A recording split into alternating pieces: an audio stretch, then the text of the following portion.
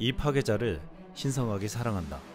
탄도미사일 탐지와 추적은 물론 요격 능력까지 갖춘 세계 최고라 불리는 최신의 이지스 구축함 정조대왕함이 드디어 해군에 인도되었습니다. 방위사업청은 지난 11월 27일 HD현대중공업 울산조선소에서 차기 이지스 구축함 1번함 정조대왕함을 해군에 인도했습니다. 국내 최대 8,200톤급 정조대왕함은 각종 전투체계와 이지스 체계 등이 현재 미국 해군이 운영 중인 최신의 이지스 구축함보다 뛰어나다는 평가를 받고 있습니다. 이에 이번 인도에 전 세계적인 관심이 쏠렸는데, 특히 트럼프가 최근 대선에서 승리한 후 한국 조선업의 도움이 필요하다는 발언으로 더욱 이날 행사가 주목받았습니다. 프랑스의 가장 유력한 해군 뉴스 잡지장이 독점 보도하겠다면서 직접 울산을 찾아와서 한국의 놀라운 이지스함을 보도하고 한국 조선소의 역량에 대한 특집 방송을 현장 취재했습니다. 그는 HD현대 CEO와 함장을 만나서 카메라 앞에서 인터뷰를 했다고 말하며 현장에서 자신이 함정과 함께 찍은 사진을 자랑했습니다. 이를 본 한 해외 네티즌은 당신은 꿈의 직업을 가지고 있습니다 라며 부러워했습니다. 또한 이날 HD현대중공업에 주한 외교사절 20여 명이 모였습니다. 주한 미국 영사, 주한 폴란드 대사대리, 주한 에콰도르 대사 등 7국에서 온 외교관들이었는데, 구축함을 해군에 공개적으로 인도하는 행사에 주한 외교사절이 한꺼번에 몰려든 것은 매우 이례적이었습니다. 정조대왕함이 인도되는 날 국방홍보원은 정조대왕함의 실무장 사격 영상을 올렸는데, 분당 4,500발의 20mm 탄환과 5인치 함포 60발이 모두 명중시키는 장면이었습니다. 정조대왕함은 8,200톤급으로 기존 이지스 구축함인 7,600톤급 세종대왕급보다 전투 능력이 획기적으로 향상되고 덩치도 커졌지만, 적의 공격으로부터 함정을 보호하는 스텔스 성능은 더욱 강화됐습니다. 세종대왕급 구축함에 탑재된 SM-2는 탄도미사일 요격 능력은 없었지만, 정조대왕함 SM-3는 사거리는 700km로 고도 500km에서 날아오는 적의 탄도미사일을 요격할 수 있고, SM-6는 최대 34km 고도로 날아오는 탄도미사일을 요격할 수 있습니다. 또 국내 기술로 개발된 첨단 통합 소나 세계와 장거리 대잠어뢰, 경어뢰를 보유하고 시호크 해상작전 헬기를 탑재할 수 있어 대잠수함 작전 수행도 가능합니다. 해외 군사 전문가들은 군함도 세계 1등이 만들면 다르다라며 감탄하고 있는데, 지금 한국의 한 조선사가 미국 정부 선박을 만들었다는 소식이 전해지고 있습니다. 미국이 시급히 MRO를 한국에게 맡겼지만 선박을 만드는 것에 대한 소식은 아직이었는데 이미 은밀하게 건조되고 있다는 것입니다. 최근 필라델피아 조선소에서 진수하고 취역한 엠파이어 스테이트라는 미국 해사청 소속의 다목적 선박이 공개되었습니다. 하나오션이 설계 하청 계약자로 참여했는데, 실제로 설계뿐만 아니라 부품 발주, 일정 관리, 공정 감독까지 거의 전 과정을 도맡아서 했다고 했습니다. 사실상 미국 조선소와 현지 인력을 활용해서 한국 조선소가 배를 건조한 것인데, 미국에서 놀란 것은 절대 미국 조선소가 할 수 없는 낱개와 예산을 칼같이 준수했다는 것입니다.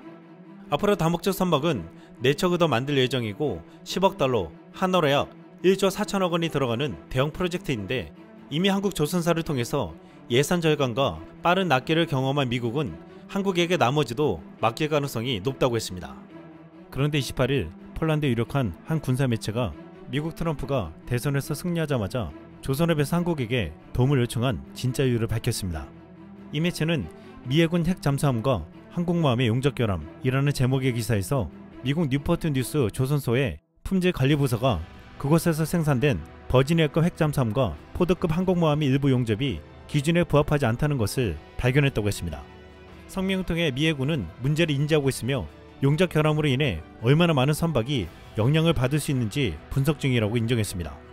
또한 미 법무부도 이 문제에 대한 조사에 착수했는데, 이번 사건은 범죄나 파괴행위가 아니고 일부 용접공이 시간을 절약하려는 욕구 또는 기술 부족으로 인해 벌어진 일이라고 했습니다. 미국 내에서는 미국의 잠수함과 항공모함에서 의도적으로 결함이 있는 용접을 한다는 정보가 매우 충격적으로 받아들이고 있습니다. 미 국방부의 비공식 정보에 따르면 이번 사건은 이미 운영 중인 버지니아급 잠수함 10여 대를 조사하고 있으며, 건조 중인 잠수함과 항공모함도 점검 중이라고 했습니다. 문제가 발생하면 잘못된 용접을 찾아내고 수리하는 데만 수년 이상이 소요되는데, 여기에 기술도 없을 뿐더러 비용도 많이 들기 때문에 이를 미국 내에서 해결할 방법이 없다고 했습니다. 이것이 지금 트럼프가 한국을 찾을 수밖에 없는 진짜 이유라고 했습니다. 한국은 이미 용접 기술에서는 세계 최고라고 불리고 있는데 최근에는 용접공, 인력난, 해소를 위해 로봇으로 정밀한 용접을 하며 뛰어난 기술을 자랑하고 있습니다. 한국 조선 경쟁력의 원천은 용접 기술인데 특히 LNG 연료 탱크를 용접할 때는 일반 용접 기술로 안 되는데 이 기술력은 한국이 압도적이라고 했습니다. 인력난 해소를 위해 조선사들이 로봇을 개발하고 현장 투입에 나서고 있는데 협동 로봇은 용접 비숙련 직원이 2-3일 정도 조작법을 익히면 베테랑 용접공 수준의 작업을 할 수 있습니다. 또한 최근에는 기존 로봇 대비 5배 속도가 빨라진 로봇이나 안전 펜스 없이 직원이 바로 옆에서 미세 작업까지 조종할 수 있는 로봇도 투입됐습니다.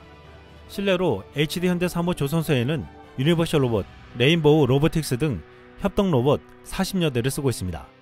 용접기를 장착한 로봇팔은 쉴 새 없이 불꽃을 튀기며 2개의 철판을 하나로 이어붙입니다.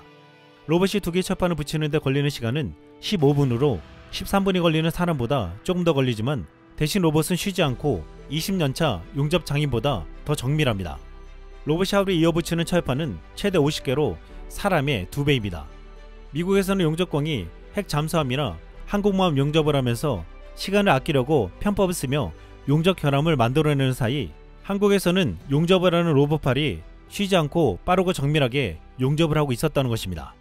이에 지금 미국에서는 한국에게 수리를 맡겨 용접 결함을 잡아내고 빨리 정상적인 전력으로 만들려고 하고 있습니다.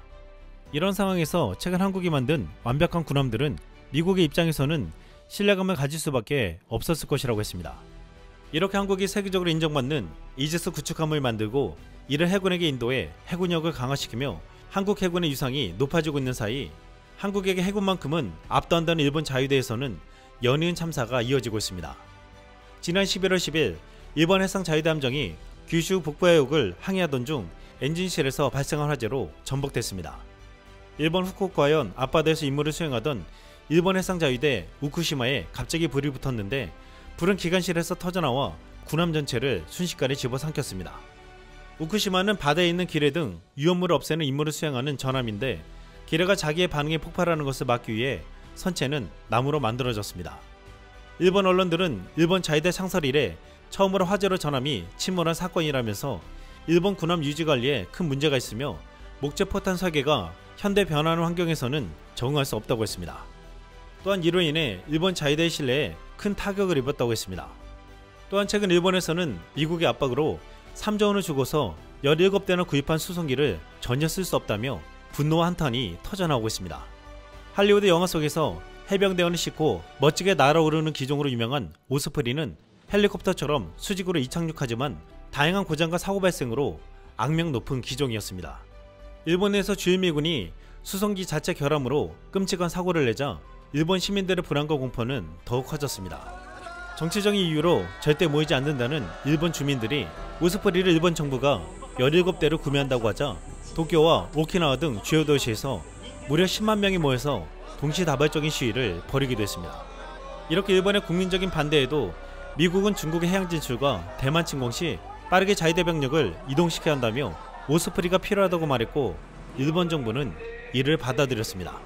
현재 17대 중 14대가 인도되었지만 이 수송기는 잦은 고장과 사고 위험성 때문에 아무런 역할을 하지 못하고 육상의 발이 묶여 있습니다. 일본 시민들은 최근 다시 이 소식을 전해 듣자 울분을 토하고 있다고 했습니다. 그런데 지금 트럼프가 다시 정권을 잡으면서 일본에게 또다시 이 같은 무기를 팔까봐 일본 정부는 물론 시민들까지도 우려하고 있습니다. 최근 한국조선이 10조 원 규모의 대여를 놓쳤다며 한탄하고 있는데 하나오시아가 HD 현대중공업이 호주 호위함 사업에서 고배를 마셨습니다. 한국에서는 두 거대 조선소가 경쟁했지만 반면 일본은 정부가 적극 나서고 모가미급의 양대 사업자 중 미쓰비시 중공업이 주도하고 미쓰이 ENS가 지원하는 원팀으로 뛰었습니다. 또한 여기에 일본 해상자위대의 모가미급 호위함인 노시로함이 지난 7월 남태평양 피지 근해에서 영국 호주 해군과 연합 해상훈련을 띄웠습니다. 노시로함은 호위함대가 아닌 지방대 소속인데도 해외에 파견 나갔는데 이것은 호주의 마음을 얻기 위한 결정으로 보였습니다. 또한 일본은 중국이 대만을 침공할 경우 호주와 함께 적극적으로 지원해 전략적 공유도가 높고 중국을 견제할 때 호주에게 자위대가 큰 힘이 되어줄 것처럼 홍보했습니다. 하지만 최근 일본 자위대가 과연 호주를 돕고 남중국해에서 제대로 된 역할을 할지에 대한 의문이 제기되고 있습니다. 지난 7월 일본 방위상 발표에 따르면 지난해 자위관 채용률이 애초 모집 계획의 50.8%에 그쳤다며 역대 최저치를 나타냈다고 했습니다. 현재 자위대 정원은 24만 7천여 명인데 지금도 2만 명의 인력이 부족한 상황으로 방위성은 긴급히 근본적 인적 기반 강화 검토위원회를 발족하기도 했습니다. 그러면서 지금 일본은 한국을 부러워하고 있습니다. 최근 한국에서 초급 간부 월급이 200만 원으로 내년 6.6% 인상이 추진된다는 보도가 나왔는데 현재 하사관 월 평균 급여가 303만 원, 최전선 부대는 386만 원에 당직 근무 수당도 대폭 개선된다고 했습니다. 이 보도가 야후 재팬에 올라가자 일본 네티즌들은 전 자위대 간부입니다만 이 월급은 현역이 소름 돋을 정도로 부럽다고 생각합니다. 수당도 부럽네요. 더 나은 나라라고 느꼈습니다. 자위대원입니다만 여기엔 당직의 수당이 없는 것은 물론이고 잔업수당도 없습니다. 자위대도 해야 한다. 인재 부족의 상황은 국방과 자위에 문제를 주며 미래 일본 존립을 위해 긴급한 과제입니다. 라며 부러워했습니다. 미국 트럼프 정부는 중국의 해군력을 견제하기 위해 한국의 도움을 요청하고 있습니다. 하지만 지금 일본은 미국에게 더 많은 무기를 사야 하는 압박감에 시달리고 있습니다. 또한 일본 자위대 위상은 점점 낮아지고 있습니다. 일각에서는 미국은 중국과 러시아, 북한을 견제하기 위해 한국의 힘을 키우려고 할 것이라는 주장이 나오고 있습니다. 한 국내 네티즌은 이번 정조 대항함을 보며 이렇게 말했습니다. 한국이 한국과 아시아의 평화를 위해서 힘의 균형을 맞춰줘야 합니다. 그러기 위해서는 핵장과 핵무장은 필수입니다. 이상 쓸멍이었습니다.